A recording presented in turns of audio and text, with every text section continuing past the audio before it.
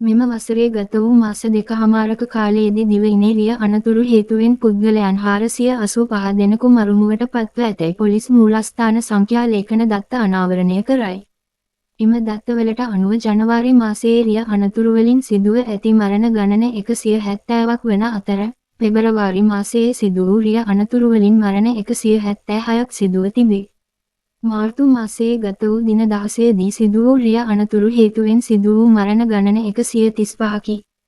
මාර්තු 9 වැනිදා මාරක රිය අනතුරු 13ක් වාර්තා වී ඇති අතර එය මෙතෙක් මෙම වසරේ වාර්තා වූ වැඩිම රිය අනතුරු ප්‍රමාණය වන අතර පුද්ගලයන් රැසකගේ ජීවිත අහිමි වූ දිනය ලෙසද සැලකේ.